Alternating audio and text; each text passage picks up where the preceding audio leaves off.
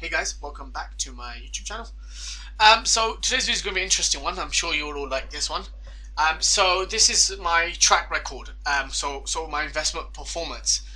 So I have multiple funds that I've created based on sort of the investment strategy that I take. So this is one of them. So this is from July 2018, as you can see here, to March 2019. So the performance during that period. So the performance of my fund, which I blurred out, but it's in blue, is mine, and is compared to the S&P 500, which is the US indice. EFA, I think, is the MSCI sort of global index fund, and the VT is sort of a Vanguard total equity sort of fund as well. So it would be a good idea to see the difference and the performance from mine compared to the benchmarks, basically. So let's have a look. So this is a benchmark comparison. So as you can see, I'm the blue line here, and look at the comparison. The same period, the S&P and the other major indices is pretty much flat in performance, about 0% return, and I'm up over close to 20%, if you will. And and if you can see quite clearly that from July to December, it has been a tough market, right? So that's the sort of idea I'm trying to do this video for, so you guys understand that there would be periods where you make really little money or hardly any money, but it's just part of the way that trading works, investing works. The markets might be quite very non-volatile, which isn't good for a trader at some periods, or it just might be the case that your positions are just taking a bit longer to play out than they should do. But in comparison, in this sort of bear market, or in sort of flat market, if you will, a 20% return obviously is huge. If this was a bull market that I had got into, when I started this fund, that sort of bull run, probably would have been a lot higher. This number would have been probably 50-60%. And obviously, this is me doing it through proper names, not like penny stocks or just silly names to try and just flip them. It's proper investment strategy and risk management, and you'll see that later on when I show you risk-adjusted returns. So that's sort of a way to judge how a trader or how an investor actually makes his or her money in the proper channels and proper ways. So if you can see here, look, there are periods where, so like in October, where the S&P produced I dropped a lot more in value in my fund than it did in the S&P, and that's okay, right? And then I ended the sort of period up 18%, where the S&P was pretty much flat, and the negative on the sort of the world indices.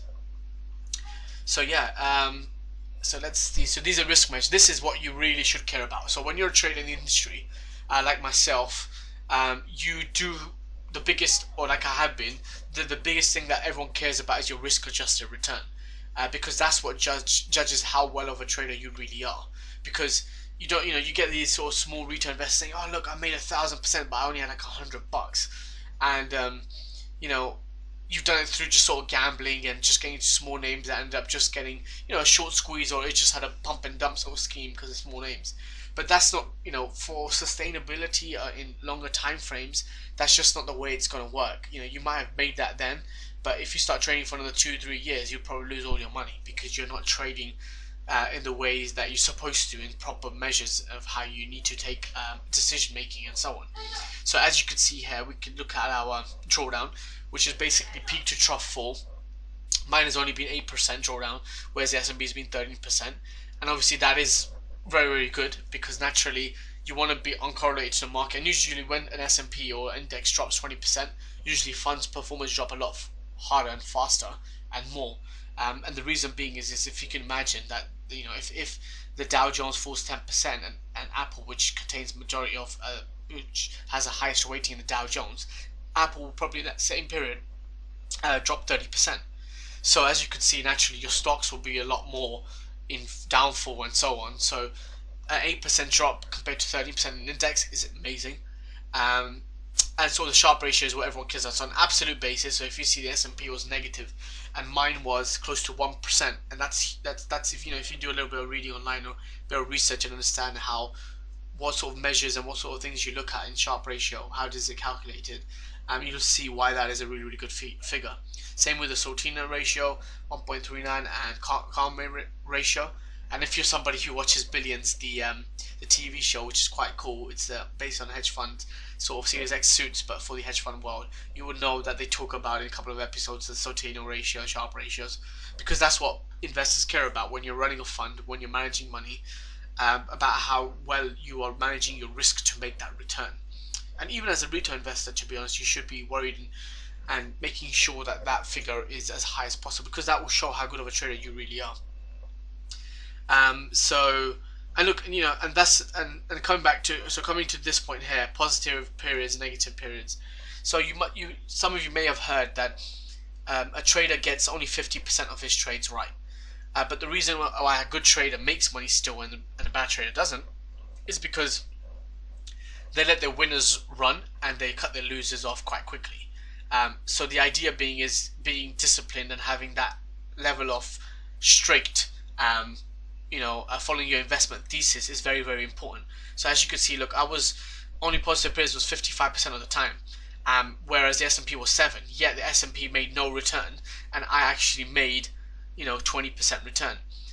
So that sort of proves that it doesn't matter if you don't get your if you get half the trades wrong. That's alright, that's normal, provided you are somebody who is managing risk and being disciplined, so you can make that upside gain and limit your downside risks.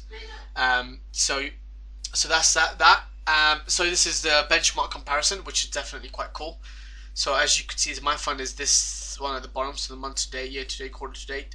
Since inception, 18% return, whereas the S&P is pretty much flat and negative on the world indices. And a good chart here to sort of explain that and how the performance has been, great for me. Even in this period where people have lost a lot of money, I've managed to, look, if you look at it here, between July and December, I've pretty much not dipped below the indices, which is still quite good. I've not made many returns, but it was good in the sense that I didn't really lose a lot more money than, say, the index, because it's a good way to do a comparison. And then obviously, because I had picked good names and good old-fashioned stock picking at this period here, I've managed to gain a really huge chunk in performance. So yeah, and the idea of this is just to show everybody that, look, you will lose money. You have to be disciplined. You will only get trades right half of the time. But as long as you understand your investment thesis and learn the correct way, which is what I'm hopefully here to teach you all, then you can make money in both rising and falling markets. And the falling market is the most difficult one, but if you could conquer that, then you definitely can become a really, really good ass trader. So yeah, so leave a comment, like, subscribe. If you get 1,000 likes on this video, I might actually do a deeper dive into my actual specific stock names, and sort of what returns they have made, and sort of where I think the upside is in potential future other stocks.